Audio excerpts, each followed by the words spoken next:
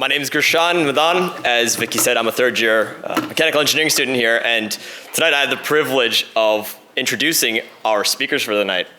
Now, we have a panel tonight that's going to be talking about entrepreneurship in tech firms. And best yet, we're getting it from 4 Golden Bears. So this is going to be a great experience for all of us. Now, tonight, our first speaker is Padmini Pyapali. Now, Padmini went to go work at a couple of companies, Zynga.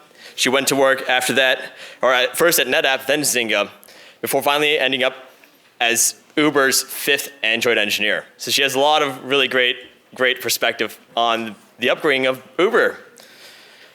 Our second speaker is Jeff Wong. Now, Jeff started off at Microsoft and we're working on their MS Office stuff. From there, he took on a management role at Microsoft before transitioning to Facebook, where he leads the profiles team. And finally, we have our final panelist is Sanjay Jayakumar, who kind of got his career started off at Oracle, at Google, and then finally moved to becoming the first engineer at a startup called Telepart. That was acquired by Twitter, so now he's actually at Twitter. To moderate this panel, we have our return guest speaker, Mr. Amit Kumar, who from Excel Partners. So he'll be kind of leading this discussion. And without further ado, I'd love to welcome all 4 speakers. Please join me in giving a really warm welcome to all 4 of them.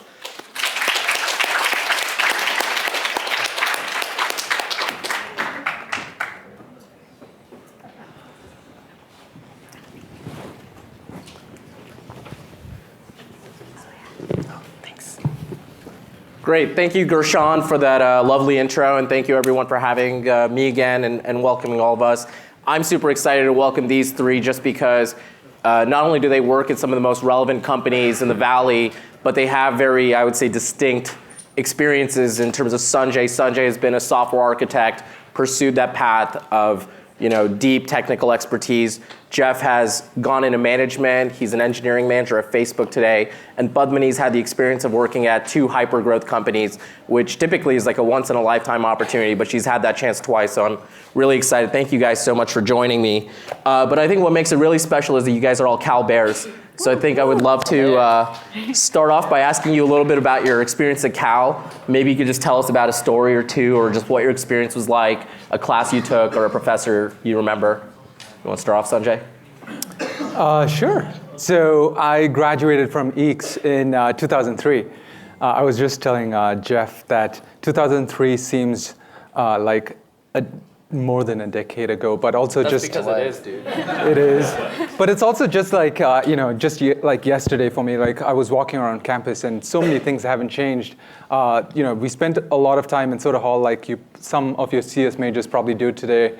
The thing that sort of, when I think back, that is very distinctive about sort of the experience was the technology at that time. So, to paint a picture, we'd be in like the 2nd floor of Soda Hall, late into the night. The phones that we used to use were those Nokia blue phones. Do you remember that? The snake game on the blue phones? 5480? Yeah, that's right. And the email that most of us used to have was Hotmail.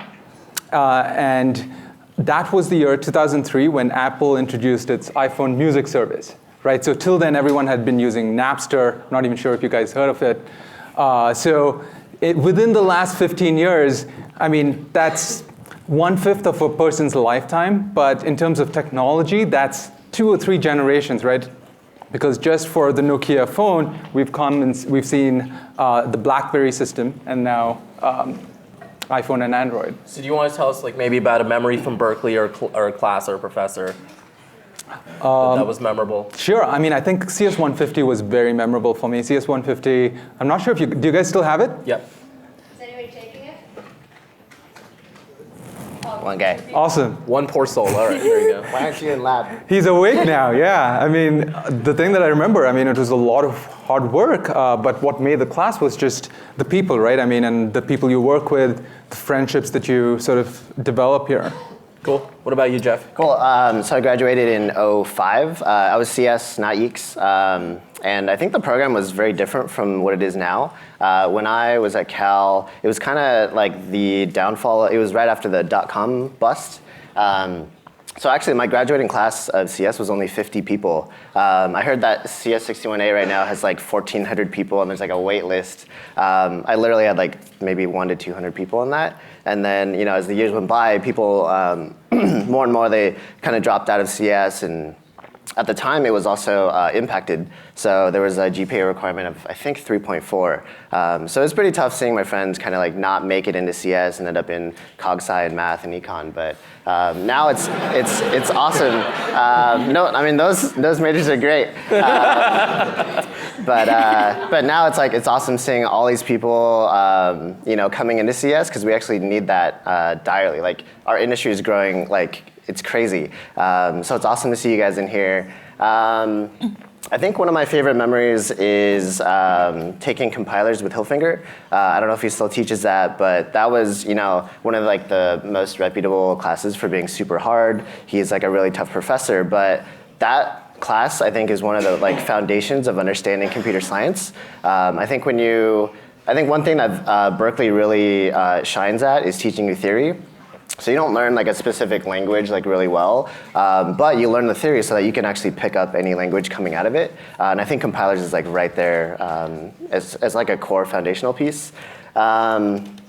But some of my favorite, memories are just like being in lab with friends and making these connections and these lifelong friends that I still have today in class as you're like struggling over a project, which I think like some people don't realize right now is you're struggling through classes, which is actually like making you really strong and well prepared for industry, where other people at different colleges like Stanford, they kind of get coddled, where they don't have to struggle as much. So definitely like take that with you and enjoy it. Padmini? Cool. I graduated in 2010 from EECS.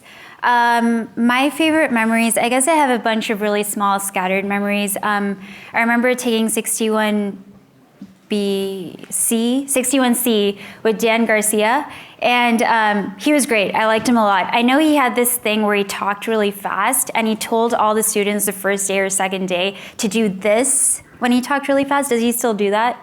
Does anyone take 61C? Okay, yeah? Does he still do this? Like tell me to, okay. So I remember he said that, and he like sped on and he talks really, really fast. And no one did this, but I was struggling really hard, but no one did it. So I was like, is everyone just really, really quick at grasping what he's saying? And then afterwards, I remember like talking to the people I was sitting with, and I was like, did you guys catch all of that? Because I did. And they were like, no, dude, he was so fast. And I was like, oh my God, me too. So I remember like going back, rewatching lectures, but that was really fun. I think I agree with these guys in that you form really strong friendships from struggling through things like lab and late nights. Another couple of things that really stood out to me was I feel like Berkeley is really, like as a school, not just within the engineering department, but I feel like our students are really proactive and diverse and really care about things that happen just in the world and outside of class. So I remember one specific incident that happened while I was at Cal. Some student wrote something racist at UCLA on a bathroom wall, and after that, a bunch of Berkeley students kind of lined up with tape across their mouths and held hands and just stood in silence. So that's like a memory I'll never forget. I remember I was walking to class and then I saw that and I walked past class for I walked past them for 20 minutes and I still remember that and I still remember it now. I think it's really special and it's something we should really value, just the diversity and how we care about things. Yeah. Cool. So obviously everyone here is thinking about their career and they're thinking about, how to make the decision about where to start.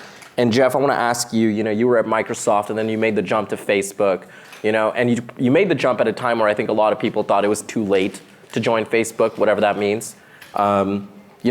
What were your considerations? How did you think about that move? You established yourself at Microsoft, you were a manager at Microsoft, and the role at Facebook was, become an engineer. Like, how did you think about making that decision? Yeah.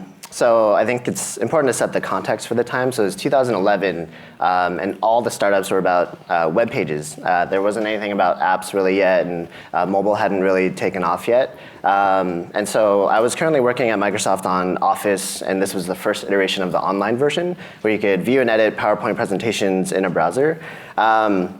It got to the point where Microsoft kind of had two products, the Hotmail version, which was free for people to use, and the SharePoint version, which we sold to companies and enterprises. And we were making improvements to the online version, but they wouldn't let us update the free version as quickly as the paid one, because obviously they make money from the other version. So it got to a point where I wasn't happy because I wanted to iterate on the product. I wanted to keep making it better. I wanted to make improvements, and that's kind of one of the core reasons why I'm in software, is to make things better and build things for people. So I looked around at other companies in the Bay, and yeah, I was a manager at the time, and Facebook was super interesting to me. Some people say it was definitely very late. I think I joined when there were 600 engineers. I think there were 600 million people using Facebook, but it was still also not like a super safe bet either. My parents and friends were still like, why would you join social network? Why, what are you doing? That's not Microsoft or Google.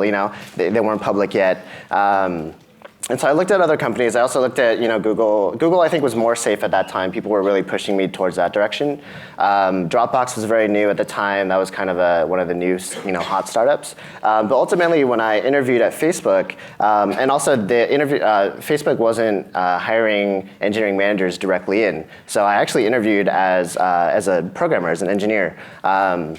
Which actually took a long time. I had to study my ass off because over time you forget a lot of the core concepts around data structures and algorithms, and you guys hopefully are doing this for your interviews, but you don't use trees, binary trees every single day, or linked lists. So I had to study for that.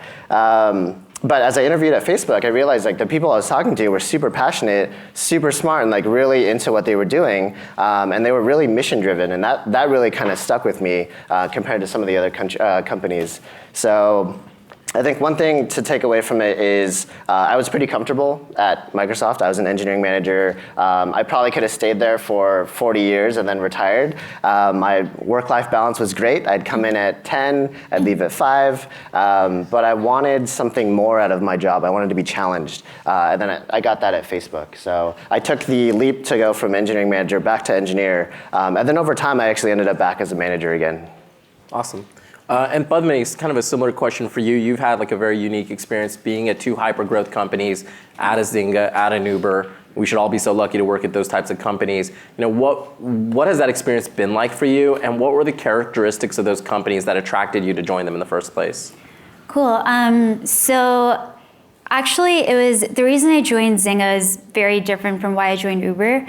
So at the time, I had two really good friends working at Zynga. They really vouched for Zynga's culture. It seemed really fun to work at a gaming company, and I feel like after talking to my two friends that work there, I found out that it seems like they're just building games, but the way they decide what to build and the features to build, it's all very systematic, it's all very data driven. So I kind of thought of it more of a data company where they know everything about the user. They know the button clicks, the views, the colors, how does that change the user's behavior? And I found that part of it really, really interesting. So yeah, Zynga was very well known. I saw it all over the place. I played a bunch of games. I spent $10 on Farmville on a horse shed. It was so worth it, except it's gone now and it's obviously not real. But but it was, I understood the appeal, and culture mattered a lot to me because I was looking for some place I could,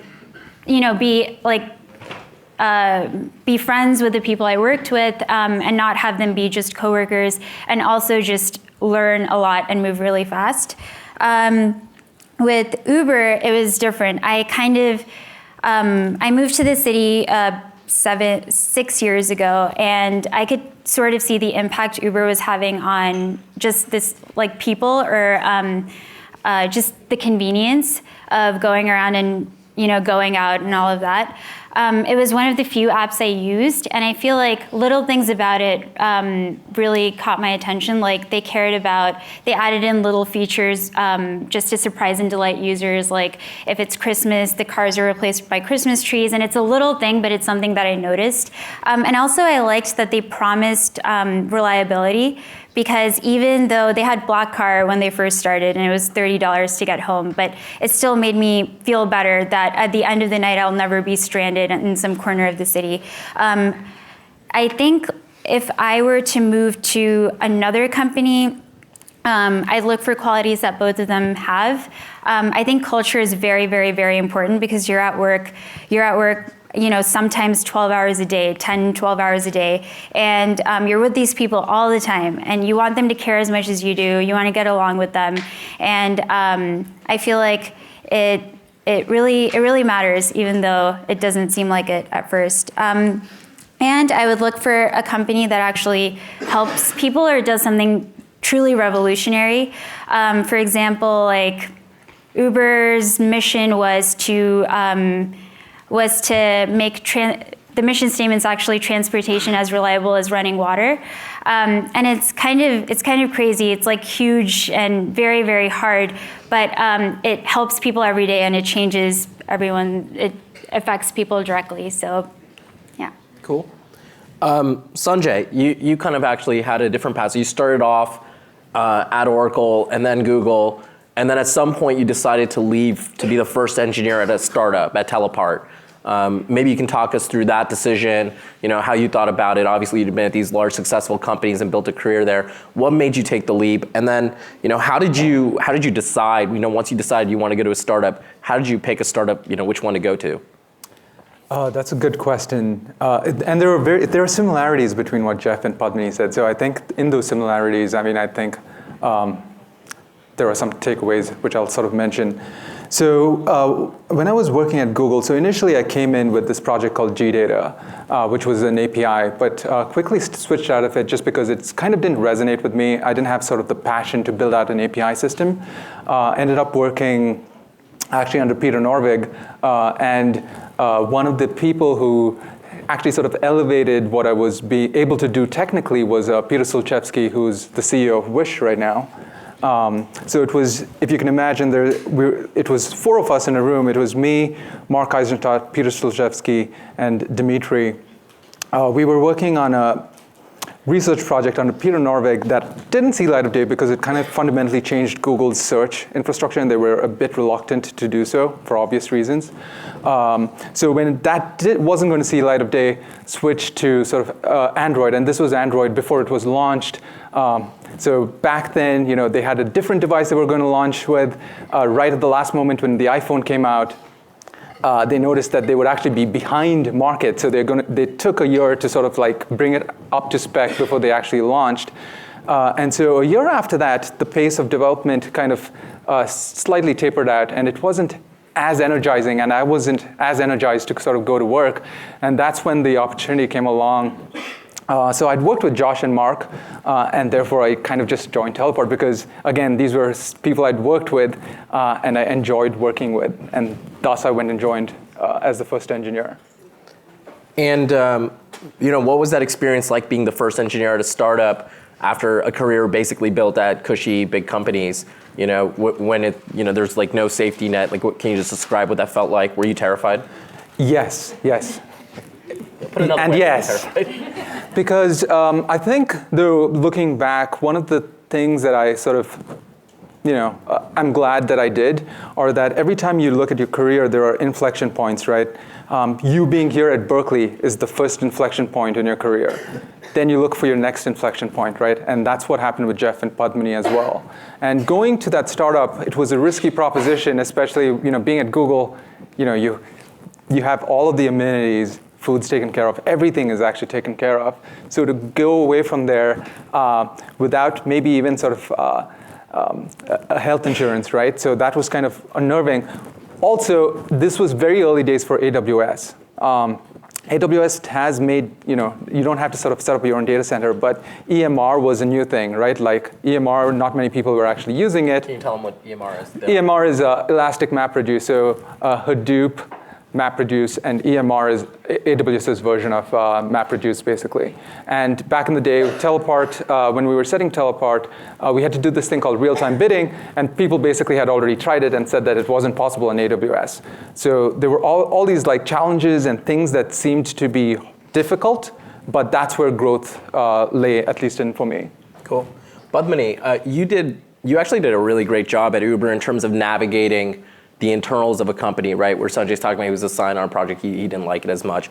You were the 5th engineer there, and then you were the founding engineer on Uber Eats, and now you've transitioned to Uber Freight. Can you talk about how you navigate like a big company? How do you get to work on those cool projects? How do you get to start those interesting teams? Yeah. So I was really lucky in that my hiring manager at Uber was the 4th engineer in all of Uber. And basically what happened was him and I worked on our first team together. Then after that, whenever he moved on to a new project, so he kind of, like being the 5th engineer at Uber, you have a lot of flexibility, you have a lot of trust from the CEO. So he kind of, he explores new options, new opportunities. He builds teams around it. He convinces Travis that it's worth pursuing. And that's basically how a lot of the projects at Uber have started. So him and I, because we work together, I trusted him a lot, he trusted me a lot. And basically whenever, every couple months, I would just ping him and be like, hey Curtis, where are you up to? And then he'd say, oh, kind of looking at Uber Eats, I feel like there's something there. And I'm like, oh, let me know if anything happens, I wanna help. And basically that's the same reason I got into Uber Freight. He just kept in touch with him, and then because of that trust, he was willing to bring me on.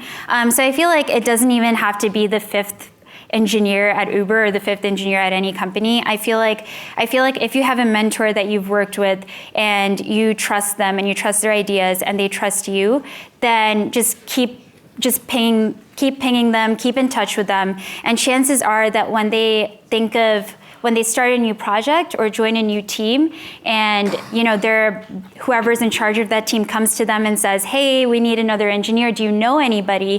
He or she will think of you. So I highly recommend just finding a mentor and just kind of keeping in touch. So that's what happened with me. And joining Uber Eats and Uber Freight were really easy sells just because well, they're really different. So Uber Eats is, so it's food delivery, and it's kind of an idea that's been proven. So there's so many other apps that do it. There's DoorDash, there's Postmates, Caviar, and it's an idea that we kind of knew, this will be successful. We just have to build it faster, then we make it better, et cetera, et cetera. We focus on customers, we focus on restaurants. And that's kind of how, it's like I was joining a project that I knew would do really, really, really well, if built the right way. We just build it as better if possible. It is possible, but anyway, and with Uber Freight, the challenge is we're catering to a different audience. So with Uber Eats, I would be a user of Uber Eats. Uber Freight serves truck drivers and shippers. I'm neither of those things. So it's kind of like a challenge in that it's something to figure out. We don't know what it is yet, and we're just trying different ideas and being really flexible. We have to be willing to throw away weeks of code to try something else because our users didn't like the old way we built it. So yeah, it was an easy decision. Awesome. Yeah. I want to switch tracks a little bit and talk about management. So Jeff, you've gone into management twice. I just want to have you talk a little bit about how you made the decision to go into management. Once you made the decision that you wanted to go into management, how did you go pursue that path? What led you there? And then how do you, maybe on a day-to-day basis, try to become a better manager? What resources do you use? Cool, yeah.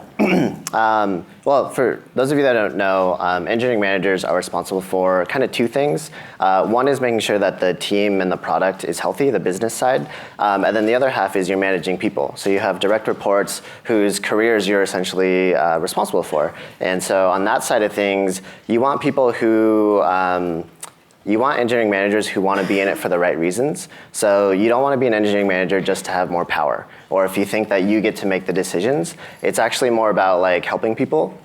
So a lot of it for me actually came and started actually from Cal, where I was actually a tutor at at the SLC. I tutored actually at the SPC as well. And tutoring and mentoring was something that I really enjoyed and something that I found very rewarding. And that translates directly over to engineering management, where you have a team of people and you're essentially there to help them grow and be better engineers. So that rewarding feeling of seeing someone get better at something is something that I really enjoy. And that's something that I think manifests itself in a lot of the most successful engineering managers, I would say. So to answer your question, the way that I pursued it was kind of, at these larger companies, one of the benefits is that they have structures in place to help you grow your career, whether you're an individual contributor, an engineer, or if you want to pursue the management path. So both at Microsoft and at Facebook, there are opportunities where you can start being more of a leader on the team, whether it's just in the product where you're spending more time thinking about the next steps, or what are the big opportunities, how do you break it down, how do you start working with other engineers to get something done. But also mentoring more people on the team. So every year we would have interns come in, and so you need intern managers, which is kind of like a small scale version of being an engineering manager, because you have a new grad come in who doesn't know anything, and you're responsible for getting them to be at the caliber of someone who would join your company. So I would do that. I was intern manager for a few years. I would mentor people, and then the opportunity kind of just arose. And I would say at Microsoft it was much more you kind of have to wait for the opportunities. It's a pretty big company. There's a lot of people there. At Facebook it was much more we need engineering managers. How can we get as many people ready in time, because we were growing so quickly. So. That's kind of the path. I think your other question was, how do you get better as an engineering manager? Yeah. Similar reasons to having a mentor. I would say I look up to a bunch of the engineering managers that I've worked with before, and kind of learn from example. And so I think having a mentor is useful basically in any career, in any career path you take. We do have trainings, at Facebook and outside of Facebook as well, on how to grow people's careers, how to have difficult conversations, and yeah, I think just wanting to get better is kind of a skill that people should learn. So Sanjay, I think at least in the tech industry, we've not done a great job of celebrating kind of someone who wants to go down the architect path. We kind of over-celebrate, I think, the manager route. But you've been very unique in the fact that you're a staff engineer at Twitter. You're going down that architect path. What's been your thought process as you think about that? Why have you pursued that? Have you ever considered going into management? Very good question. So. Actually, coming out of Berkeley, right? The way I had thought about sort of technology and sort of advancing in career, you sort of do your years, and then you grow your team, you become an engineering manager, and sort of go up that ladder. Coming out, what I found was my interests and strengths didn't completely sort of align for me to be sort of the best engineering manager. I've had the pleasure of working with a few top-notch engineering managers and VP of engineering as well at Telepart, who had previously worked with Andreessen Horowitz back in the day. And the strengths and the interests that he has sort of make him what he is in terms of being a really good VP of engineering. And what I mean by that is basically there's leadership, then there's setting the mission and vision for the company, being able to sort of communicate that and sell that outside, and then there's sort of the technical aspect. And the last portion is where sort of I really got excited about. And so at Telepart, I initially was the infrastructure engineer lead, started doing that, but what I found exciting was actually sort of innovating and trying to get out the next generation of the platform. And that career path is actually sort of slightly understated, but it's very rewarding in the variety of different ways, right? Personally as well as financially and all of the other reasons as well. So that's a big consideration for all of you as well. Jeff, how does Facebook think about, I know you have a hacker culture, right? So maybe it's a little bit easier there, but how do they think about, making sure that people pursue that path of individual engineering leadership? Yeah, I think it's pretty similar in that at Facebook we optimize for you working on what you're best at and what you're most interested in. So if Sanjay was interested in the technical side, then that's what we would encourage you to go and do. So I think one thing is like if everybody wanted to be an engineering manager, you would just have a bunch of managers managing each other and no one would get anything done. So I think having architects and people who pursue the engineering career path is super important, and you just have to have that at every software company. But I think having a hacker culture makes it a little bit easier because there's no red tape. So I think any engineer can go and just build something. Like if they wanted to build Facebook Eats or something, they would just go and do that. They wouldn't have to be like, hey, let me submit a proposal, let me get buy-in, let me go and do this. We have regular hackathons, and people can kind of just do what they want to. Awesome. Padmini, you're a little bit earlier in your career. Have you thought about like whether you want to go into management, and how are you trying to make that decision if you haven't?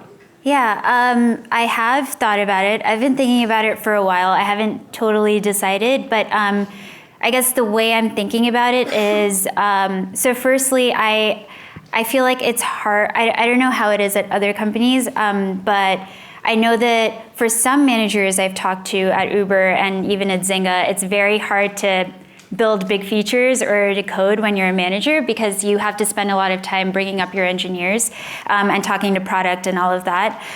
So I think that's one thing that I'm having a hard time detaching myself from, like, oh my God, I'm gonna be a manager. Will I ever code again? Will I forget everything? So I do wanna get to a point where I feel like I've learned enough that I can say, okay, like now I can just focus on bringing up the rest of my team. Another thing is, I feel one reason it's hard for me to think about management at Uber is because we're building so many new projects all the time, and I feel like we have so many things that we're innovating on that, like, when a new feature, a new idea, or a new project comes to my attention, I think I want to build that, not necessarily I want to build a team to build that. But I feel like I do.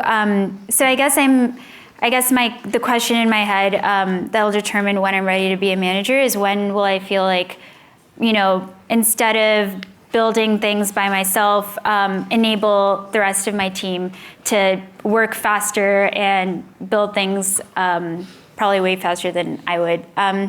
So yeah, I haven't undecided, but we'll see.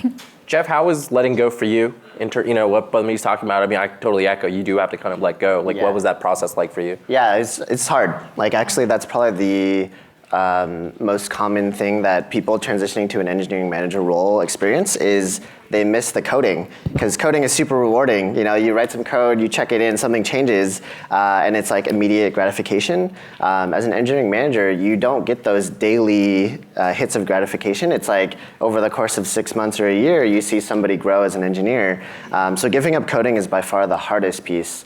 What I try and do is actually fulfill that itch of coding and building things by building projects on the side, which actually I would recommend like every student do. Like, I know it's tough to manage a tough project schedule and classes and everything, but like go and build apps, because it's like essential for learning and building things. It's super fun. So I try to build things on the side that kind of like scratches that itch of like, hey, I'm not coding during the day. But I try and get those like hits of satisfaction by seeing my team grow, and that's kind of how I manage it. Cool. Sanjay, so you joined Telepart. They got acquired by Twitter. Can you talk about like what that was like for you, for the company, what it was like to transition into Twitter? That's a good question. So, joined Telepart in 2009. Telepart was acquired by Twitter in 2015. So I think, the first thing that comes to mind is like almost 6 years of hard work. There's a stamp of approval of, hey, you've accomplished something. Especially given that, I was one of the first engineers.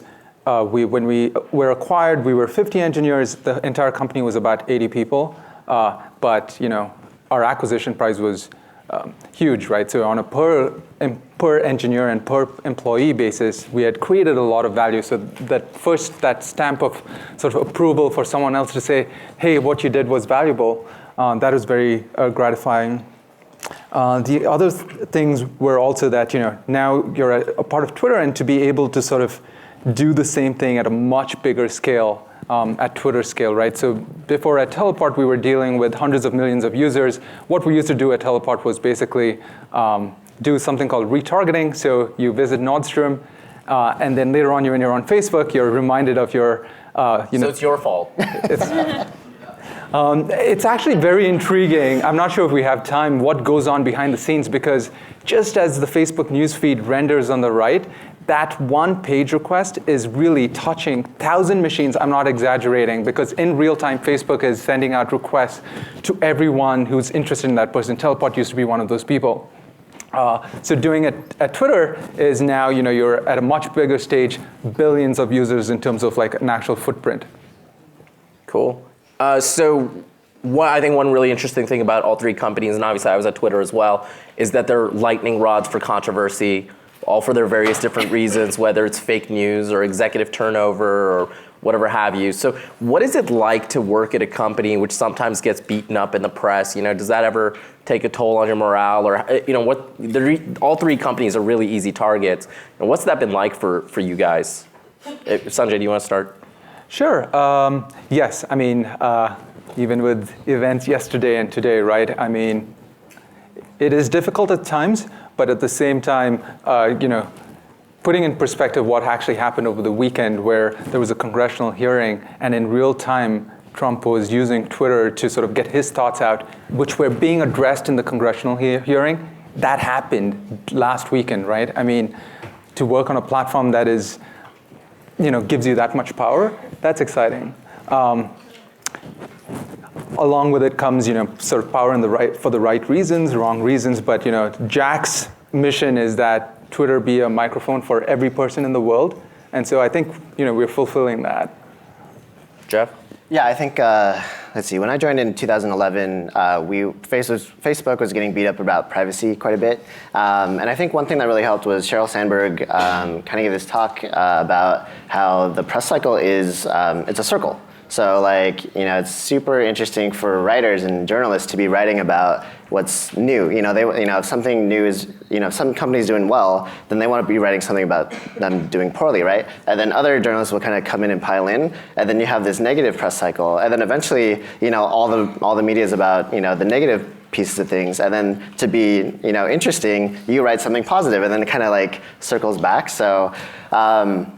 I've been pretty lucky to experience kind of that circle, and lately it's been pretty positive for the past few years. So I felt pretty lucky. But I think to Sanjay's point, it's you have to take you have to take the good with the bad. It's you have the responsibility and the power to influence billions of people. That means you're going to make some people angry, and it's actually hard to build one product that makes everybody happy. So I think you take the good with the bad.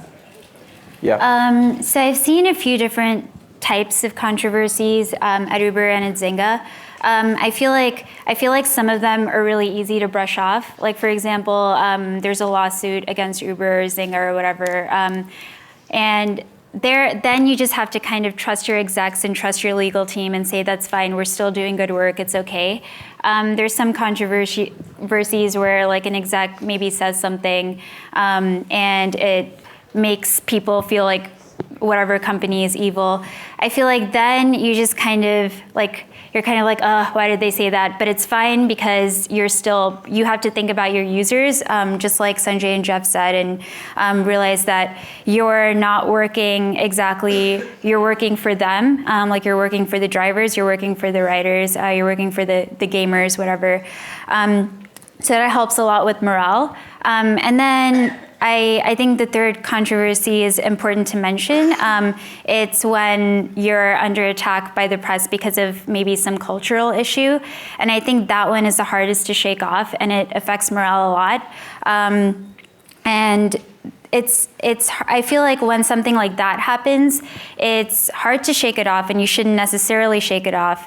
You should think about what can I do, or look around you and try to evaluate whether it's a real thing or a real issue, and whether you're a part of it or whether you can help it. And I think that's really important, just because, I know that some people I've talked to consider a major cultural issue kind of like an outage.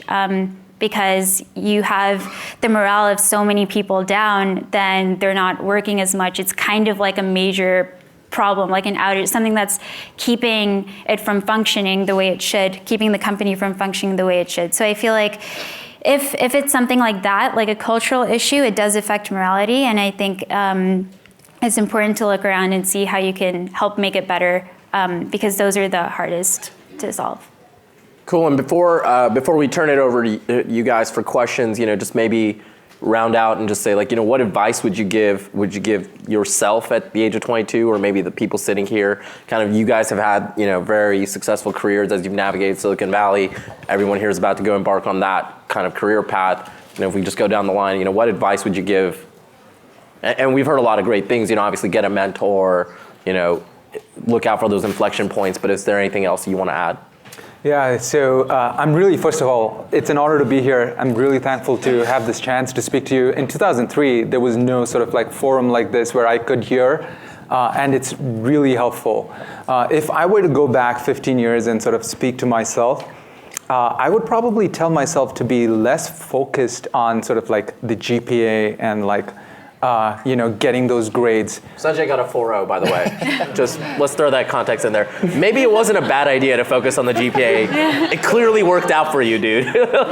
Well, I think I would, on hindsight, I would probably, take some of that energy and put it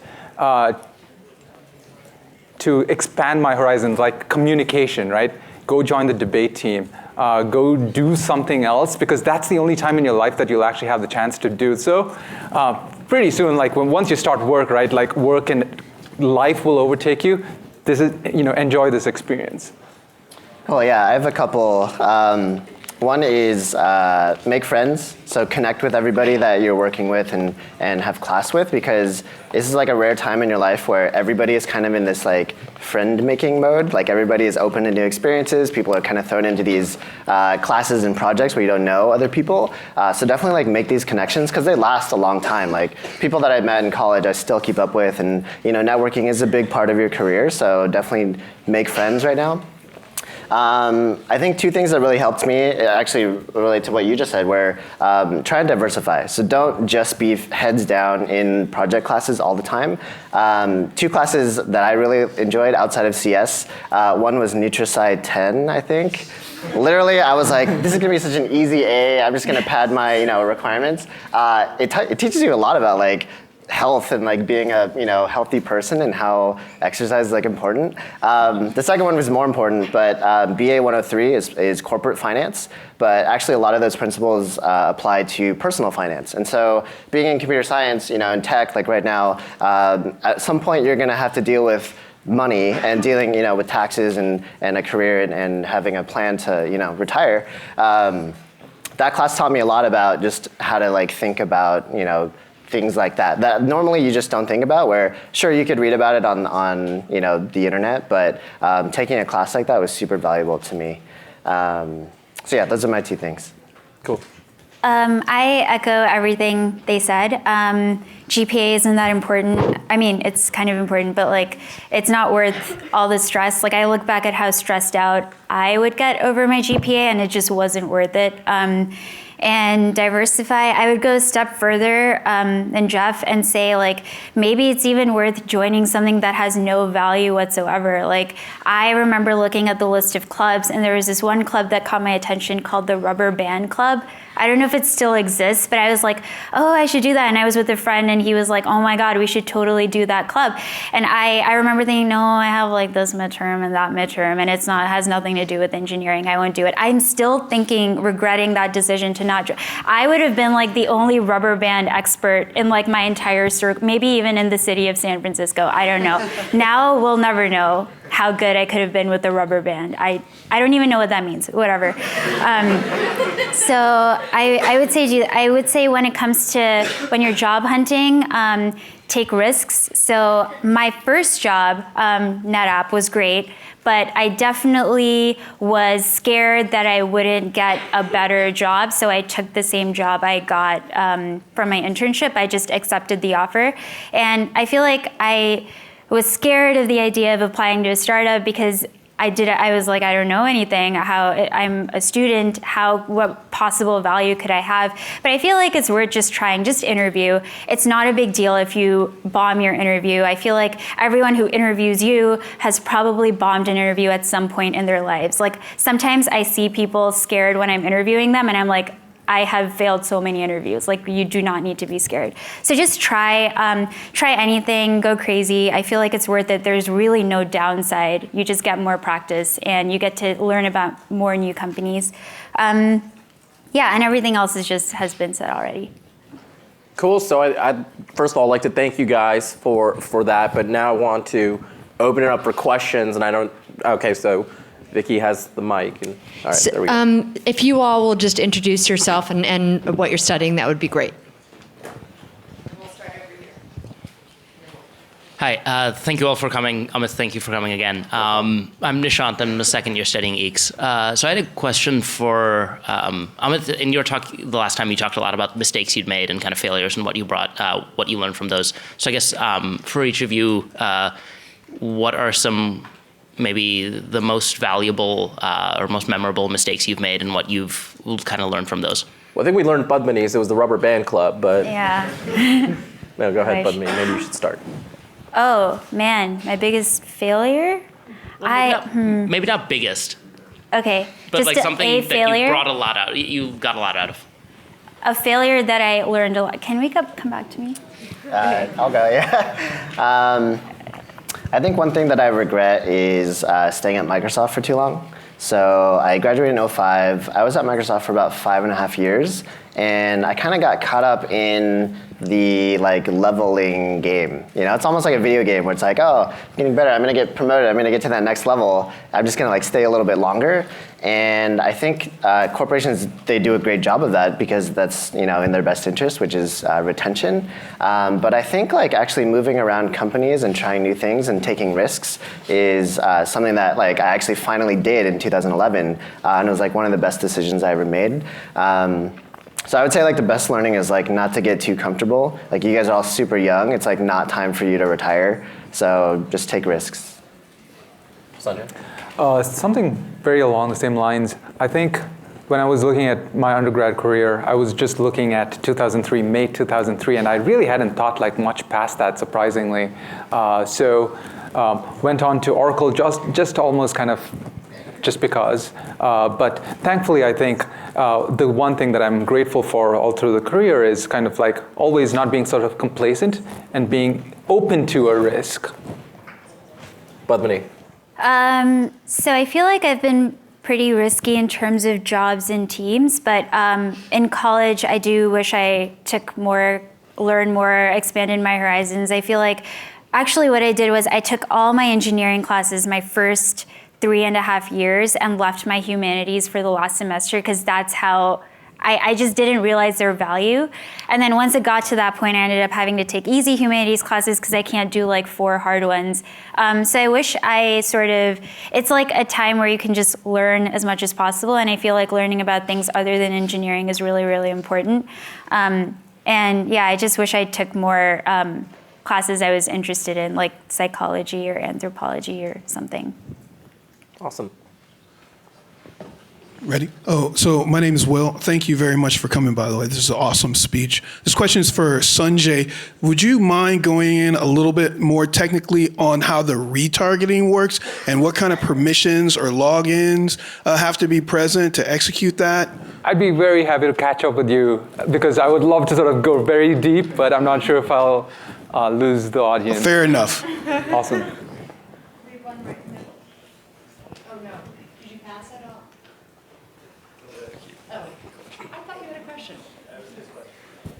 Oh, sure. Somewhere up here we had a question, right? Or way up there. Thanks for holding on. I had this electric toothbrush which followed me around the internet. Every website I went to, it was there. Quit! I bought the damn thing. I was over it. See, it worked. Yeah, it's so irritating.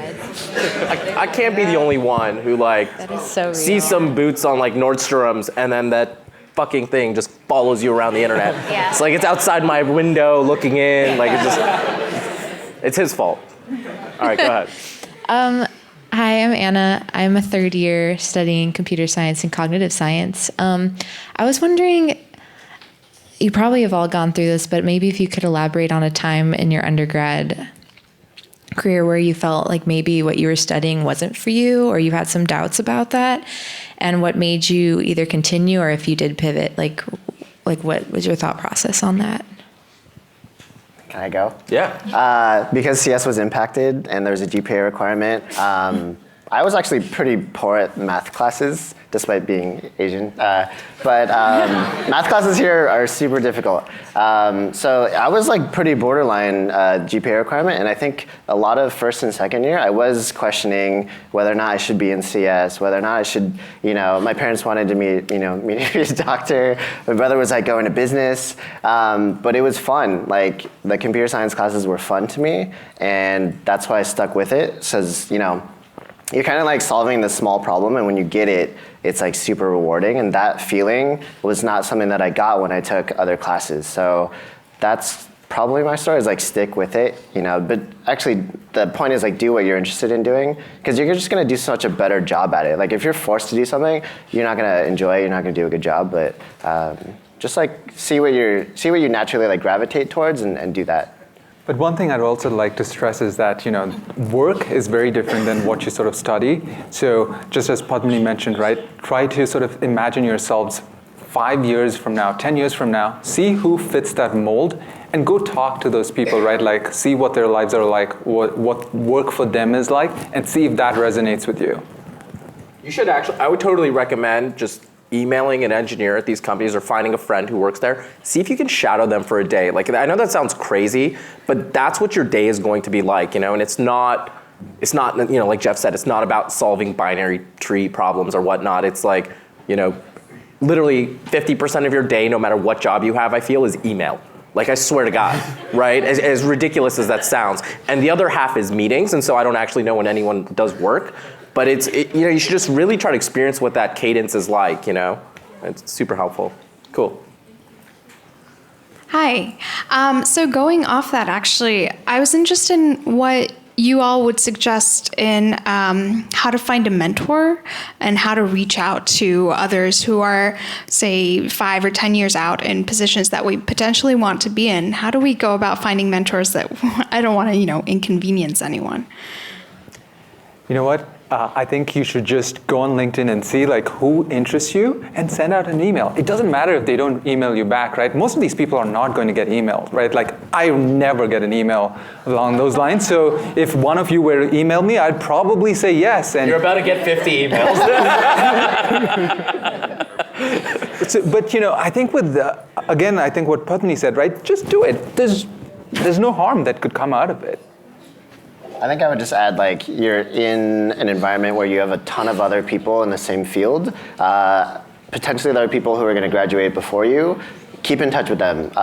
Keep in touch with professors. Professors can kind of reach out to other people, and emailing us is like one avenue. It may not scale well, but that's one way to do it. LinkedIn, like cold calling might work. But yeah, I think make sure that like you leverage your network, like the Cal network, right? I think that's super important. Padmini, do you want to chime in? Yeah, I basically just echo what they say. I've found most of my mentors at companies I've worked at, so that's been a lot easier, but I didn't do a very good job when I was in school. What I should have done was cold email people on LinkedIn, see people who are working at jobs that I'd be interested in, and leverage your alum network. Hi, my name is Riley. I'm a second year math and stats double major. My question for you is, all of you have changed careers or changed companies a few times at different points in your career. After your first job, how do you go about deciding when it's time to switch, and how do you go about finding another position or company that you want to move into?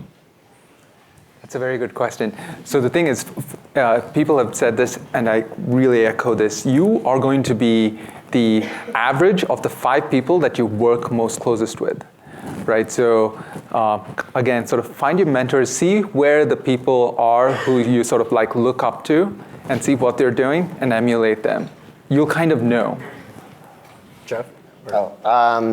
I'd say when you stop being excited to go into work, it's time to look around. And the way that you should look around is like see what you're interested in, see what you've heard about these companies, interview a lot. Interviewing is actually a good way to see what that company is like because you'll actually be talking to engineers there.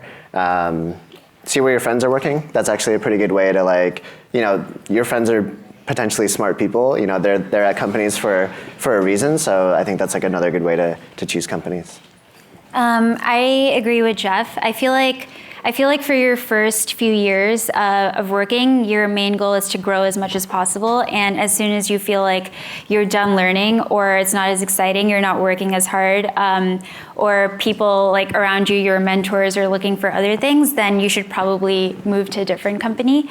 And what I think the interview process is a great way to get to know the team you'll be working with, and it's really important because you want people who work really hard and you can learn from. Like ideally, your team is a bunch of people who are way smarter than you, and then you'll automatically just level up really, really fast. And then once you feel like you're done leveling up, just move on to another team or another company where you can again level up really, really fast.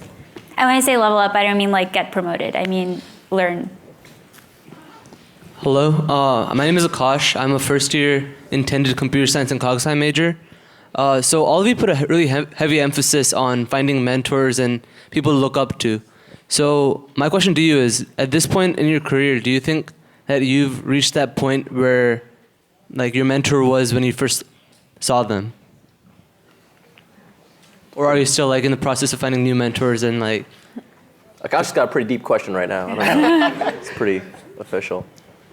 I can go. I think I actually didn't do what I'm preaching. Like when I came out of school, I didn't have a mentor. I think partly it was like computer science is actually or engineering, software engineering has only been around for like 30, 40 years. It's not like other industries where there's like been multiple generations of these people doing it, where you can like go and find a doctor and like mentor them. I think it's been a little bit harder.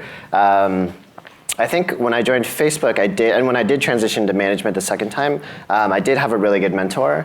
And I think your question is like, am I at that level of where he is? I am mentoring other engineering managers, so I hope I'm doing as good a job as he did with me, but it's kind of hard to know, There's no like absolute scale and that type of thing.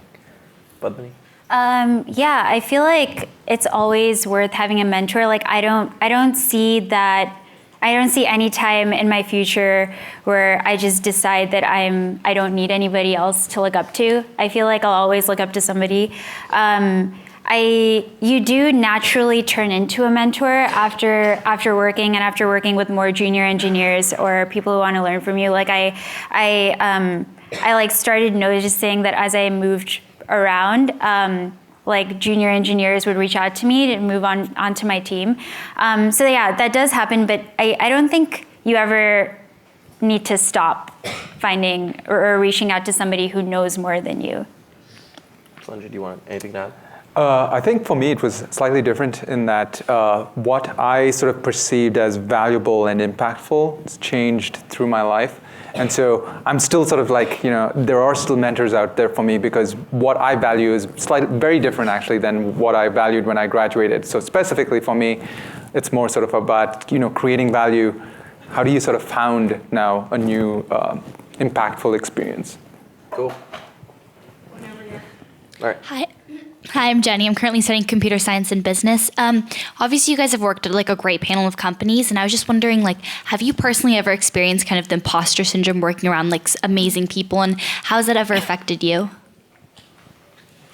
It was very true for me when I reached Google. It was a switch from sort of Oracle to Google, and Google back in the day, every week there would be something, right? Blogger came out, Gmail came out, Google Calendar came out, and here I didn't have the basic grasp of how browsers work because it's not something you studied, right? So I think just persistence and hanging on with those people will sort of like make you better, right? Like, which is why I'm super excited, always trying to find like the best people and working with them. I had the exact same experience going from Microsoft to Facebook, especially like early Facebook. The engineers were amazing.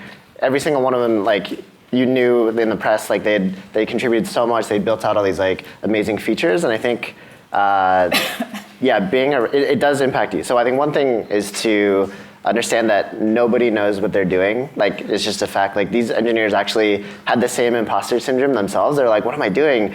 I'm at this company, like, what should I be doing every day? And I think just knowing that everybody is victim to this imposter syndrome kind of helps you. But I think embracing it and learning from these people is super valuable. Just power through it. It's something that literally everybody runs into, and just like go with it. Like you were there for a reason, you're qualified for it. Just be like confident in yourself and your skills.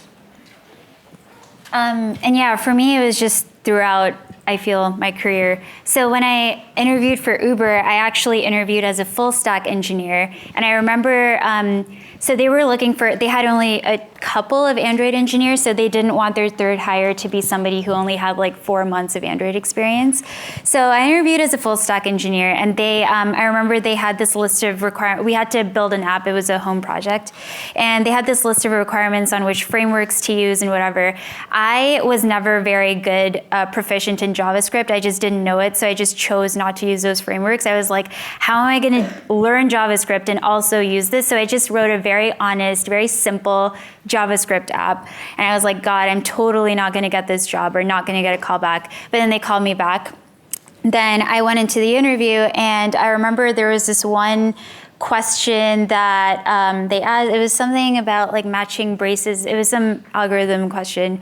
And I answered it in kind of a weird way. Like I used, like not the, I checked later. I was confused during the interview because I wrote it down and they were like looking at it like squinty-eyed, like, does that work? And then afterwards they were like, okay, it works, I guess you pass. And I looked at the answer later and it was just very different and a very unique way of answering it, imaginative way of answering it. But I definitely felt like, oh my God, like I'm not gonna pass this interview. Like these people expect me to know these frameworks and whatever. Like they use Python. I don't really know Python except I learned it and I used it in school. And then I got put on my first project and it was all Python and it was just me. Like Uber kind of did this thing where they would take a brand new engineer and give them a very, very important project and be like, oh, the driver sign up flow depends all on you and you're just terrified.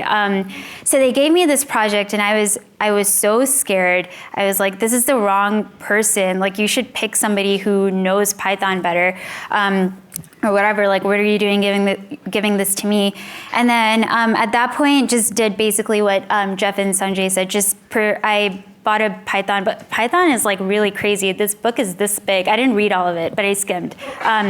Anyway, so I learned Python. I put up a couple of I put up some code reviews, got completely destroyed. Like I felt really, really dumb. I was like, you made a mistake giving me this project. And at some point, like it just turns around. Like you get less rejections on your code reviews and you somehow are finishing your project and then somehow like no one really notices that you have so many rejections on your code reviews. You're the only person who noticed and they just tell you good job on your project. And I'm like, are you kidding me? It took me so long to do this. Like, and I have so many mistakes, but no one really notices except for you. Moved to Android. They asked me to join the Android team because I had a little bit of experience and I had to re-interview. And I was like, oh my gosh, like I have to re-interview for Android. I don't even know Android that well.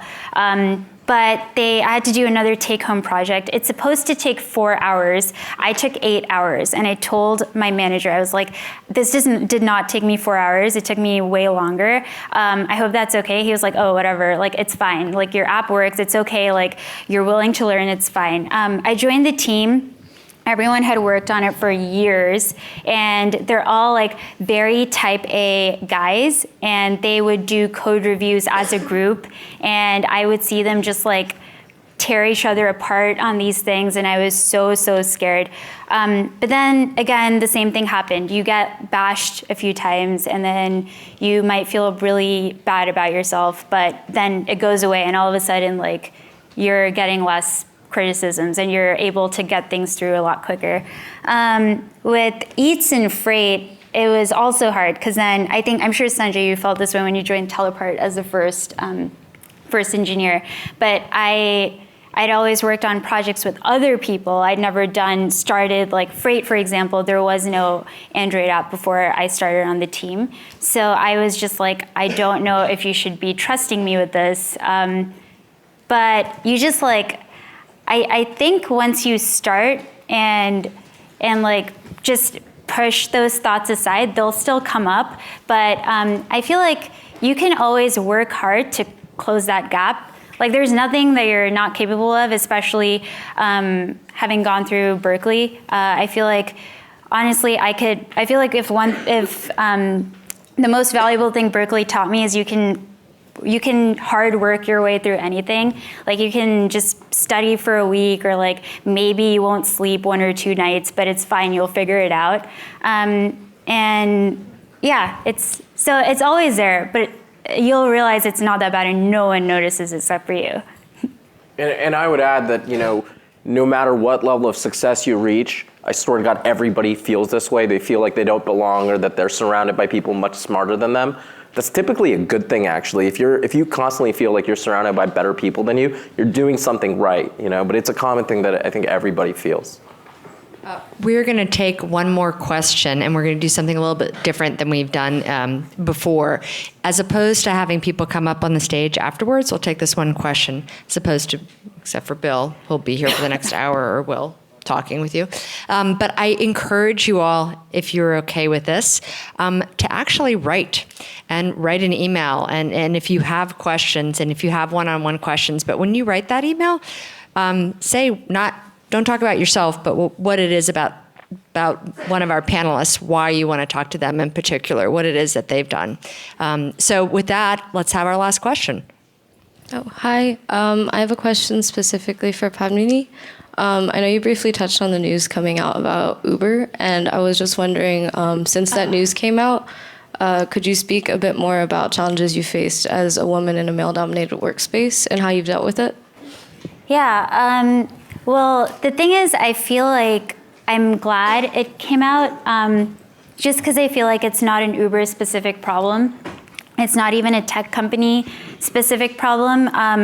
Actually, when I went to Cal, I was I think in my CS61A class, I was one of 2 girls in a class of 200 people, and most of my discussions group, I was the only girl. Even before that, in high school, like I feel like this is an issue that has been around forever, and now after all of the recent stuff came out, like the blog post and all of that, I feel like we're finally talking about it. Like for the first time, I'm in this environment where everybody is talking about it and thinking about it, and it's very, very uncomfortable because all of a sudden I find myself looking back at things that happened at previous companies or before I started working and thinking, oh, maybe that wasn't right, or that was kind of unfair, and I just didn't even realize it. Just like you're in a discussion group and all the guys are like talking amongst themselves, they're not really including you, and you're just like, this is fine. You're like, that's okay, this is just how it is, and then you just go study on your own. So it's very uncomfortable because this stuff happens and it's very easy to ignore.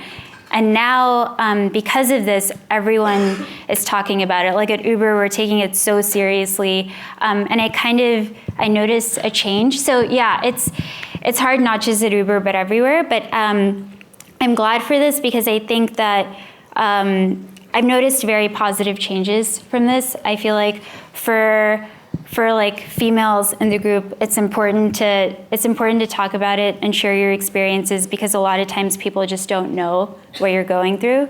And I feel like for the males, I think it's really important to be a strong ally because a lot of times like that'll make all the difference. Like I've had coworkers reach out to me and say like, hey, like have I ever exhibited unconscious biases, or have I ever like made you feel this way? And I think just caring and having that conversation is a very positive step in making things better. But yeah, it's gonna take everybody and a lot of time, and hopefully like we'll see some real changes. I don't know if I answered your question. I feel like I just rambled. It was incredibly eloquent. Thank you. So I just want to thank you all for being so open, so honest, so funny. And we look forward to maybe being able to welcome you back. Thank you.